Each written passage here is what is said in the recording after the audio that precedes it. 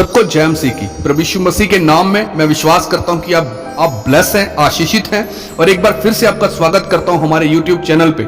सो प्रिय भाई बहनों, आज का जो हमारा विषय है वो वचन के ऊपर है। क्या आप जानते हैं वचन के ऊपर ध्यान करने से क्या होता है? क्या आप जानते हैं कि हमारी आत्मिक आंखें कैसे खुल सकती हैं? आइए जानते हैं परमेश्वर के इन वचनों के द्वारा। उत्पत्ति 24 उसकी 63 आयत में लिखा, सांझ के समय इसहाक मैदान में ध्यान करने के लिए निकला। इस ऊपर सचमुच इस वचन को ध्यान से सुनना प्रियो। इस वचन में हम देखते हैं कि सांझ के समय इसहाक मैदान में ध्यान करने के लिए जाता था। बाइबल बताती है कि इसहाक परमेश्वर से प्रेम करता था। अगर वह परमेश्वर से प्रेम ना करता होता तो जब उसकी पत्नी 20 साल बांझ रही तो वह परमेश्वर के साथ कभी जुड़ा ना रहता। परमेश्वर एक प्रेम का सोता है। प्रेम के कारण ही वो आशीष ना होने के बावजूद भी वो परमेश्वर में बना रहा। इसहाक हर रोज सांझ के समय मैदान में परमेश्वर के वचन के ऊपर ध्यान करने जाता था। इसलिए अपनी परीक्षा के समय वो बहका नहीं। अगर धीरज, नम्रता और संयम आपकी जिंदगी में नहीं है तो आपकी आत्मिक आंखें कभी नहीं खुल सकती।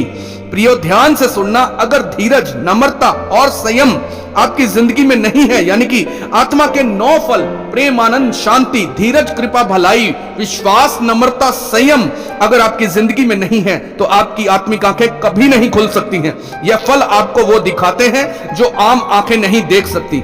आत्मा के फल आप परमेश्वर से नहीं मांग सकते क्योंकि यह पहले से ही आपके अंदर है और आपको इनका इस्तेमाल करना है। जब कनानी स्त्री परमेश्वर के पास आती है और अपनी बेटी से दुष्ट आत्मा निकालने के लिए कहती है तो परमेश्वर ने कहा कि मैं अपने बालकों की रोटी कुत्तों को नहीं दे सकता। और उस औरत ने कहा कि हे प्रभु, कुत्ते भी वही चूर चार खाते हैं जो तेरे बालकों की मेज से गिरते हैं। मेरे प्रियो, यह फल था नम्रता और धीरज का, और इसी वजह से वह खाली हाथ वापस नहीं गई। जब आपके अंदर फल आते हैं तो आप खाली वापस नहीं जाते। जब आपके अंदर धीरज आता है तो चाहे आपके पास कोई आशीष ना हो तो आप धीरज से परमेश्वर के पीछे लगे रहते हैं। परमेश्वर में की गई मेहनत कभी व्यर्थ नहीं जाती। बाइबल में जितने भी महान लोग थे उनकी जिंदगी का खास हिस्सा परमेश्वर के वचन पर ध्यान करना था। मेरे प्रियो, आपने ध्यान देना है कि परमेश्वर का वचन आपसे क्या कह रहा है। आप फैसला कर सकते हैं आनंद में जीने का, फिर चाहे आपकी जिंदगी में कोई भी हालात क्यों ना हो। आप फैसला कर सकते हैं प्रेम में रहने का। आत्मा के फलों के खिलाफ कोई व्यवस्था नहीं है। संयम और धीरज साथ साथ चलते हैं। लिखा है कि धीरज के साथ अब्राहम उस वादे का वारिस हुआ जो परमेश्वर ने उसके साथ किया था। शाऊल ने दाऊद को मारा और वह बच गया, पर दाऊद ने पलटकर उस पर वार नहीं किया। यह संयम था, पर शाऊल बार बार उसको मारने की कोशिश करता रहा। दाऊद के अंदर धीरज था और इसी कारण वह अपने समय पर राजे की गद्दी पर बैठाया गया और दाऊद की गद्दी उसके दुश्मन उससे कभी दूर न कर पाए।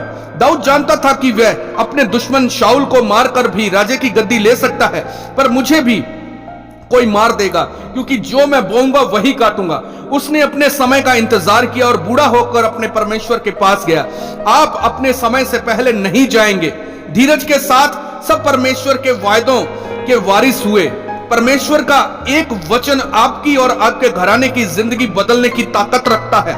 इसलिए परमेश्वर ने कहा कि दिन रात मेरे वचनों पर ध्यान कर, ताकि हर एक आशीष जो मैंने तेरे लिए रखी है, हर एक योजना जो मैंने तेरे लिए रखी है, हर वो राज गद्दी, हर एक वो पदवी जो मैंने तेरे लिए रखी है, मैं वो तुझे देने पाऊं।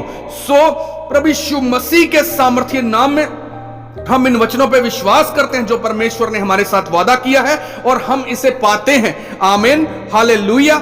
आइए सब मिलकर प्रार्थना करते हैं। हे सर्वशक्तिमान परमेश्वर, प्रभु यीशु मसीह के नाम से हम इन वचनों को सचमुच, इन वचनों को सुनने वाले लोगों की आत्मिक आंखें खुले। प्रार्थना करते हैं खुदावन खुदा कि जो भी इन वचनों को सुने उनकी आत्मिक आंखें खुल जाएं, यह विश्वास, संयम और धीरज में बढ़ते जाएं। खुदावन खुदा, हम प्रार्थना करते हैं परमेश्वर ये आपके वचनों में बढ़ते जाएं और एक अजीब प्यार इनके दिलों में आए। ये अपनी जिंदगी के सभी हालातों में परमेश्वर आपके वचन में मनन करते रहें, आत्मा के 9 फलों में बढ़ते जाएं परमेश्वर, ताकि ये किए गए वायदों के साथ उसके वारिस बने, जो आपने हमारे साथ वायदे किए हैं। हम और ये जो वचन सुन रहे हैं, ये प्रार्थना में हिस्सेदार हैं। खुदावन आपके वायदों के वारिस बने, प्रभु यीशु मसीह के सामर्थ्य नाम में मांगते हैं। आमीन, आमीन, हालेलुया, हालेलुया, हालेलुया। सबको जय मसीह की। God bless you all.